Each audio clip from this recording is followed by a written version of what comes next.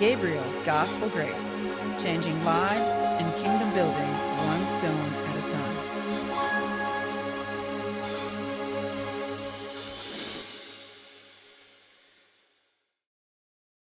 Well, good morning to you and welcome to another Motivational Monday. Now, this one's actually been inspired by the week before, partially because of conversations and matters raised with guests, but also personally, people came to me and asked various questions. The theme today is to step out and just do it. I know that sounds a little bit challenging for some people, but sometimes we just have to take action. But what are the reasons we have things in the way? What holds us back? Now, for me, often when people come to me as clients for coaching, it's not that people don't understand what they should or shouldn't be doing in life. It's the fact they need someone like me to actually be alongside them. Just like a sports coach. I can observe what they're doing, I can see what they're thinking, and then I can point out what they need to do to improve their game. And the same goes for life. And business, for that matter. But to just do it, it's not straightforward. Now, in our first Motivational Monday, the first thing we looked at was actually motivation. And we referred then back to the carrot and stick. The fact that either people are incentivized or they do things through fear of consequence. But actually, fear is also the enemy with respect to progression, because it's not just fear of consequence, it's actually fear of doing things. It's the fear it creates doubt and all them other problems in our lives. So where do we start with all these things? How do we start to break these things down? I thought the first thing we could do is actually start to look at procrastination, and especially from the point of also laziness. The two get mixed together quite easily, procrastination and laziness, because they basically come across as excuses. Here are some of the obvious ones I've come across with clients in the past, and I think they are probably the biggest inhibitors to stepping out, as we just said. So the first one is cost. Now, of course, cost isn't always about finances, but it is a big part of that. Most people say, I can't afford to do these things. But affording things is not always about money. The other cost typically is time. People struggle for time, or they can't make the time. If something's important, you will make time for it. To simply not make the time means it's either not very important or you're just not committed to it. But time can be made if it's worth it. But it's an investment. Often for the business people that I work with, time is money. So the two kind of go hand in hand. So that's a big cost for some people to sacrifice. And then, of course, the next bit is actually effort, which is work. Whatever you're doing takes effort. Even if you're very good at something because you have a natural talent, to really excel at it, to be really successful, it takes effort. And even for faith people, faith is not something you just simply acquire and that's it. It's something that takes practice, and therefore we have to practice our faith every day. So it takes work. There is always a cost. So that's the first barrier. The second one typically is failure. And when I say failure, it's not actually failing, it's often the fear of failure. So the same goes for cost. It's a fear of losing something. There's a loss. Now, failure is a fear. So no wins I see as a big problem. When I say no wins, in other words, you've had no successes. You might have been the kid who at sports day entered every race and always came in the last 3 or 4. So why would you even engage in sport? Why would you even consider getting fit? Because so far, emphasis on so far, life's taught you you're not a winner. So no success, not being a winner, makes you feel you can't do it. So you automatically start from a position of failure. But the truth is, you've got everything to gain. Think about that. If you've always been a winner, you actually start to lose. Now you become even more fearful. If you're already fearing failure from a place of failure, you literally have everything ahead of you. Everything's there to be won. It just takes the first bit, a cost. The second bit is a quitter. Perhaps you have engaged with things before and quit. It can be for all sorts of reasons. It can be personalities. You might have joined something like, I don't know, the Cubs or the Scouts or the Girl Guides and just not got on with people. or even actually got bullied, so therefore you quit. But that can be a pattern that you've not even remembered why you quit things. And I highly recommend, if you want to go back and look at them examples and write down, really take your mind back to that and try and identify what the reasons were that you quit things. That will always be helpful. But that doesn't make you a quitter in life. Not when every day is a new opportunity to try something new. Quitting, it appears to be an action, but often I find it's a state of mind. A quitter is someone who just gives up too soon, which comes on to the next bit, which is no energy. Often people say, it took too much energy, it took too much effort on my part, I was too tired, or I've got health conditions. Now, I'm not denying you can be tired and have health conditions, and they can clearly inhibit success and progress. But the opposite is true from the point of view that actually when you're engaging with something and starting to see a few wins and successes, it reinvigorates you and it energizes you. And that position of moving, this sense of motion, that things are changing, there is an evolving in the activity or in your skill set, that can lead to re-energizing you. So there we are. That's failure. One of the biggest problems with procrastination, the fear of failure. And then we come to our third barrier, which is I'm just going to define as feelings, whether that's emotional or not. What others think often becomes one of the biggest one. And especially when I've had a past in politics, I remember so many people with lots of opinionated ideas and lots of negative statements about politicians. But when I raised the question, well, why don't you step up? Why don't you do it? The reality is they won't, because they know exactly how they think of politicians. They know that they have negative views on these sorts of people, and they simply categorise them into one group, that all politicians are the same. And from that point of view, they don't want to be part of the same group that they look down on. So other people's opinions and thoughts and feelings will impact on yours.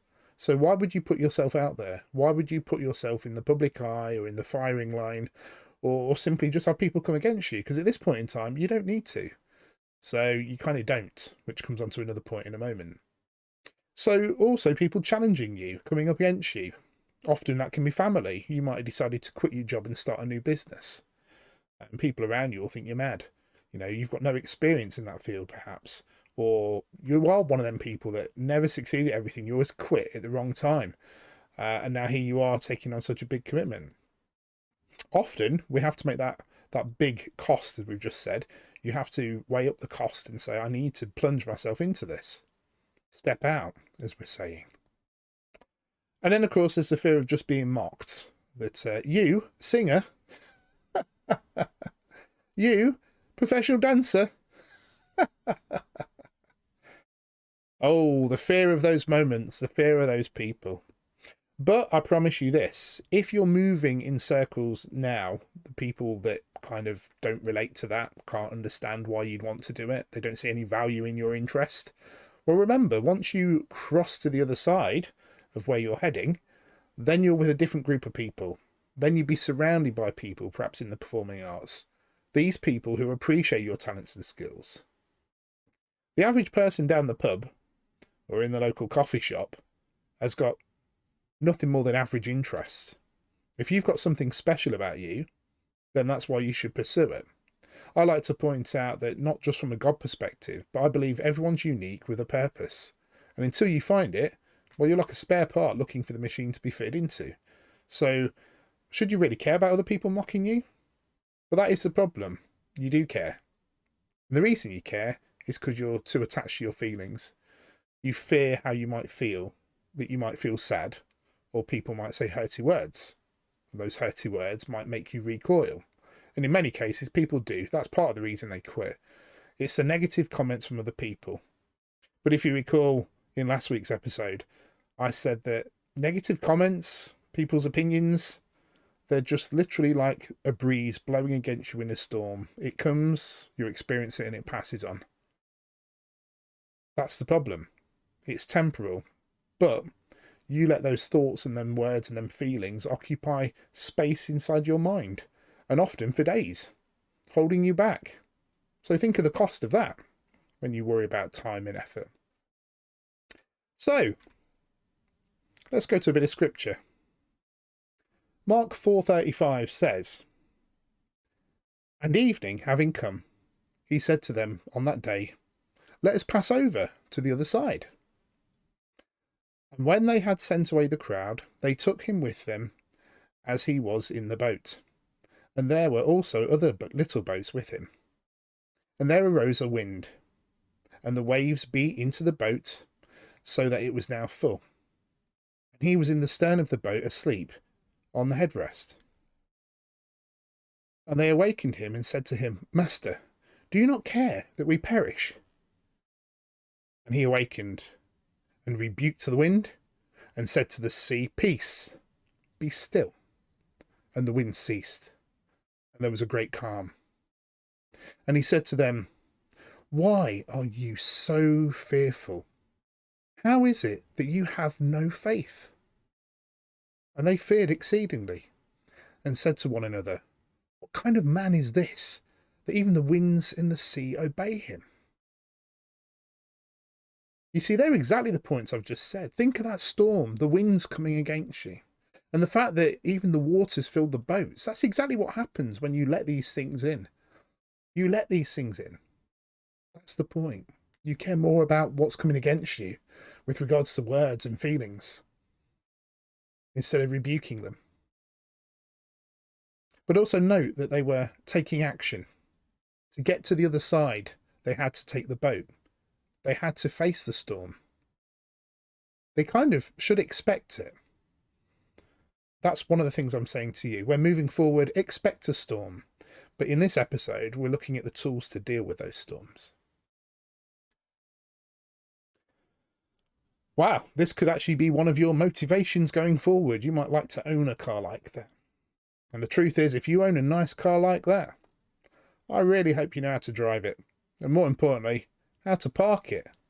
I mean, look at that. Seriously. Wow, it's taking up like 4 spaces. But this has been provoked by a conversation with someone the other day that reminded me of a saying used a lot in life coaching. And I think it's relevant to this situation. You see, to move that car into its perfect position, assuming the handbrake's still on, looking at it will not make it happen.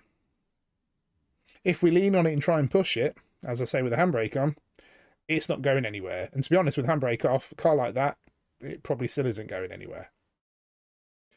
I'll tell you what we can do. We can simply get in it and sit in it and look in it really cool in this nice car.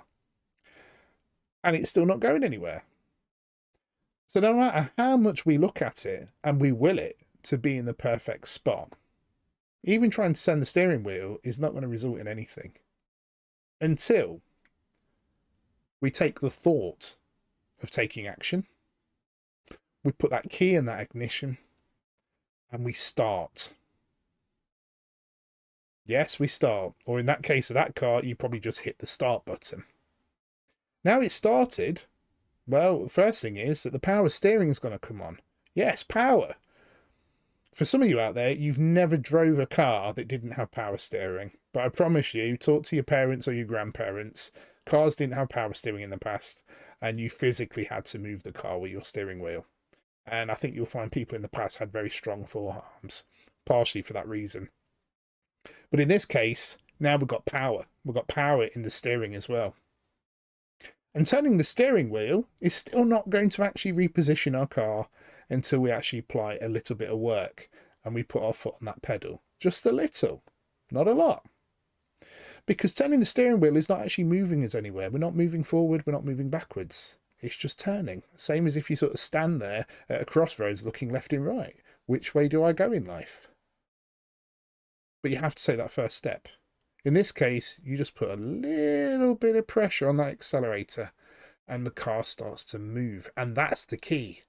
Movement, motion, not static. Life isn't meant to be static. It's dynamic, which means it's always constantly changing. And we have to constantly change with it. So only when we have a sense of motion, the steering wheel now actually has a potential to move us in a direction. Up until then, it's statically turning left and right.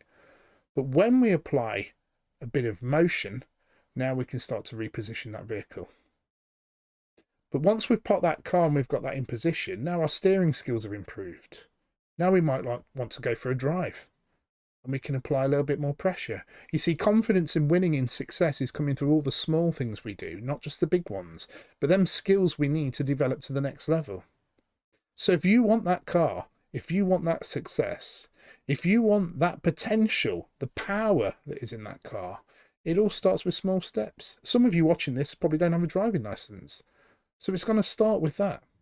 And even for a driving license, it's not as simple as call a driving instructor. You've got to take the action to apply for your provisional license first. So everything comes from a position of motion and also preparation. But that preparation takes action too. So keep that in mind. Looking at my controls here. Getting so excited. See? Dynamic.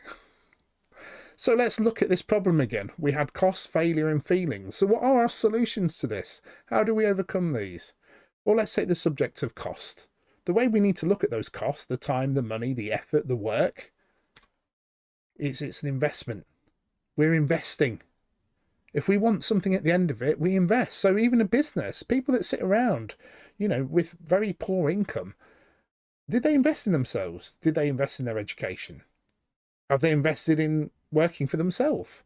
They may be a very skilled tradesman. I've seen plenty of this. Skilled tradesmen, skilled, intelligent people, even with degrees. But they're much more comfortable working for someone else than they are to work for themselves.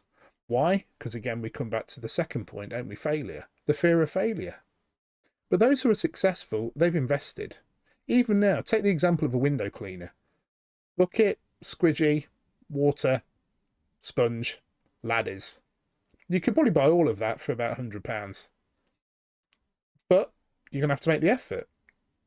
You have to have invested in the cost first before you can have your equipment. But only from that equipment can you actually now, having made the investment, start to accumulate and grow a reward. Same as time. If you're successful after applying time to things, then often you find that, especially in business, you can now buy in skills and employ people. Hence, your time becomes bigger because other people are taking the load off you. You share your time. So as I say, the first key is to invest. Speaking of keys, I keep missing my keyboard. So that's how we overcome the cost issue. See it as an investment. Failure. No, we're going to look for victories. As I say, small things like the car. Simply applying a little pressure to that accelerator. And in a car like that, it's going to take very little to move that kind of car.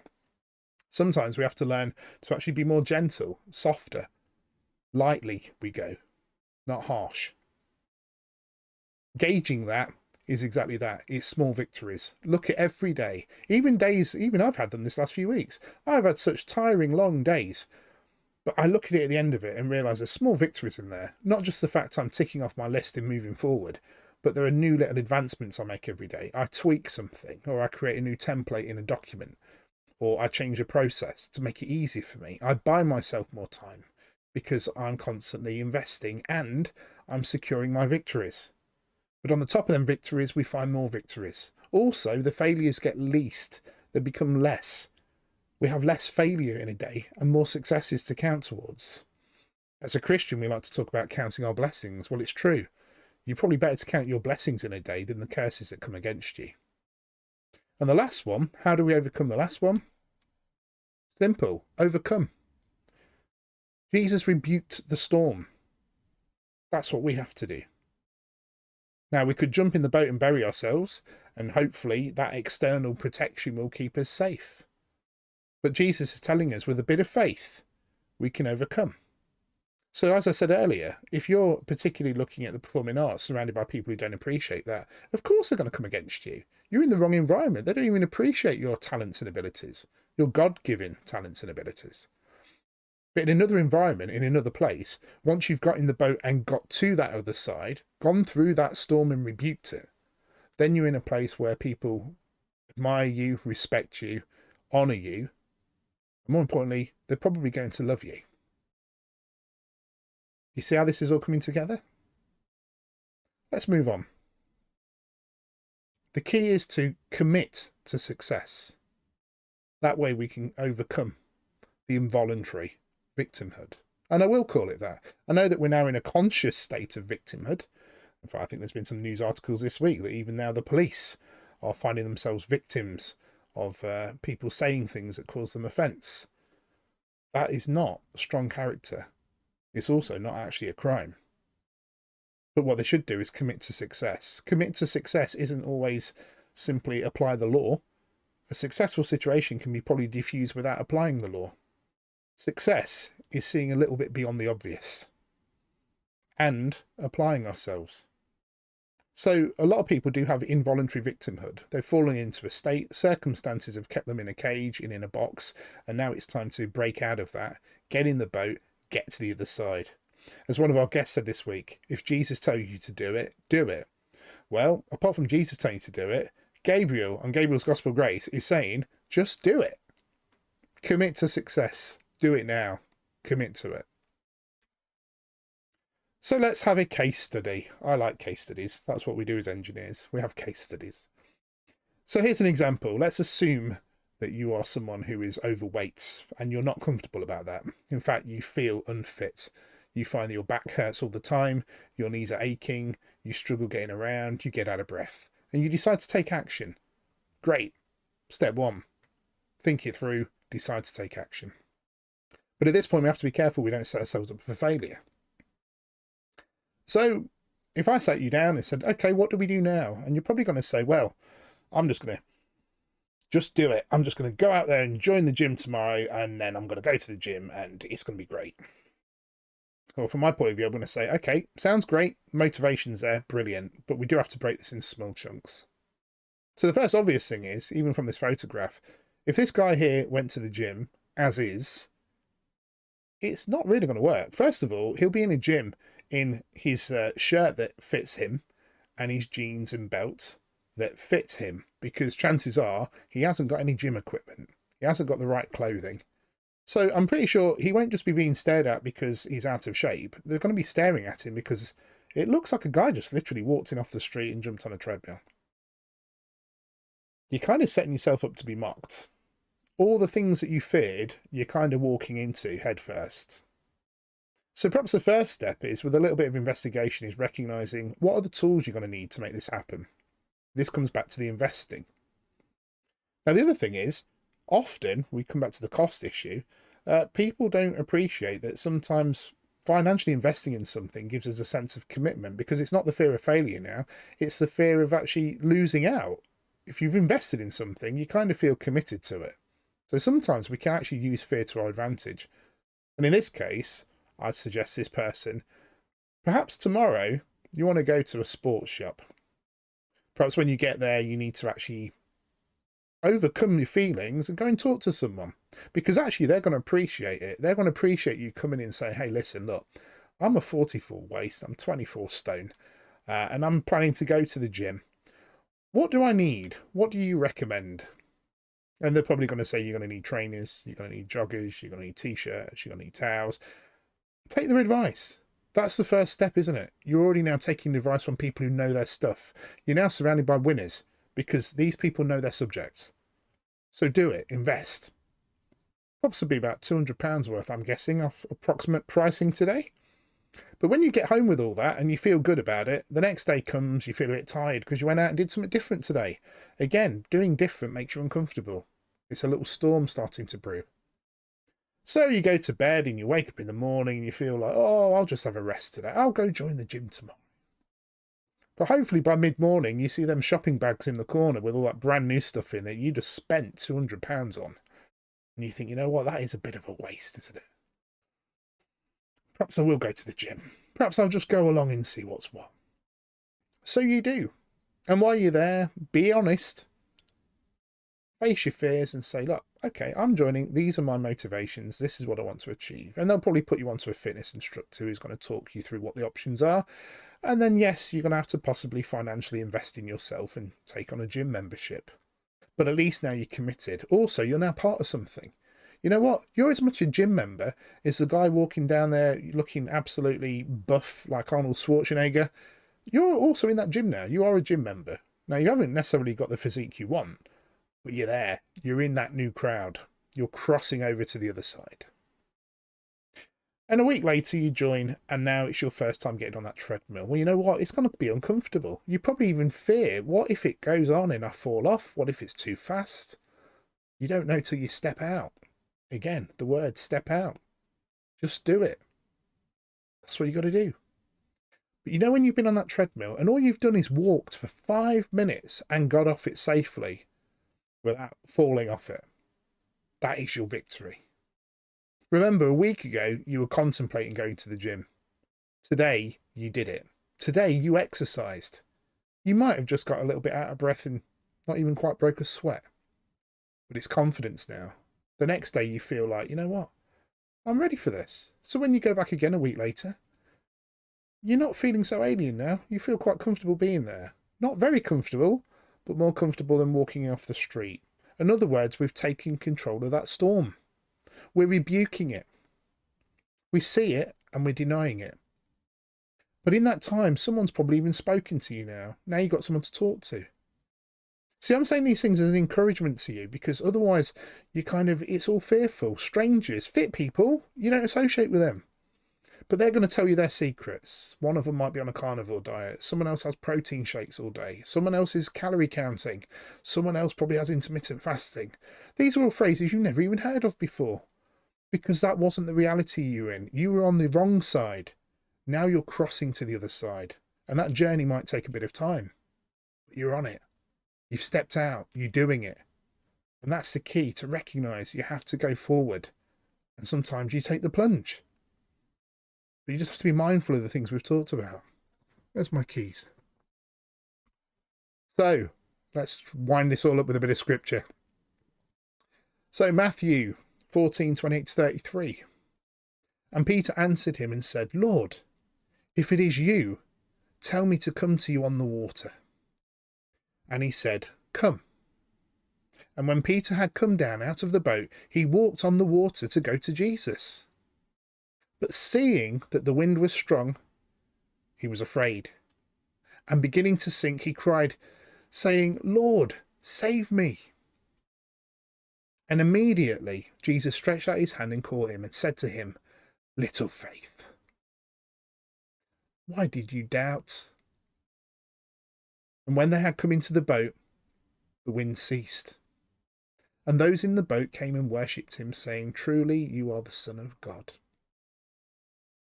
So you see, Jesus was on the water at this point. He was walking on the water. In other words, he was doing the miraculous. And also he was doing what they were wanting to do. That's what, you can see this in life. The people you aspire, the people that you look up to, they're there. So if they're doing it, why can't you? And I would say from a Christian point of view, nothing is impossible. The Lord could take, and he did. I mean, he did this with Saul of Tarsus, who became Paul. He took someone who was hunting down, persecuting Christians and turned them into one of the Christian leaders. He can take you no matter what your condition is. You can even have health conditions. And over a matter of a short period of time with effort, you can be healed. Your physique can change. You can become an absolutely different person because you become your true identity in the Lord. So the point is, you just don't simply settle for what you've known before. You have to accept change. And the point is, like with Jesus on the water, you can see it ahead of you. You can literally see it exist. Other people are experiencing the reality that you want. The only person denying it is you, for all the reasons we talked about. But that requires faith. Now, the average person, even talking about myself as a coach, until I was reborn as a Christian, born again, moving in faith, seeing my own miracles in my life, becoming a servant to the Lord, because that's what a minister is. It's someone who serves not just the Lord, but serves others. I became the person who can just do it. And that's what this channel's about. It's about getting you to recognize that you can do it too. You just simply have to have the faith. So as we go forward from today, this week, I want to be a very special week.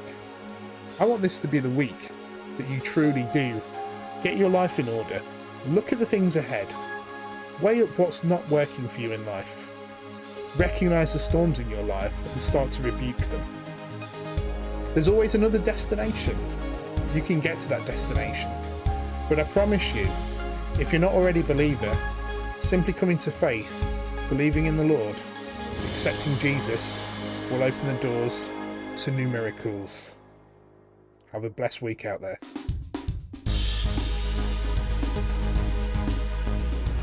If you were blessed by this video, why not give it a like? Also subscribe to this channel and hit the bell icon to be notified of future videos.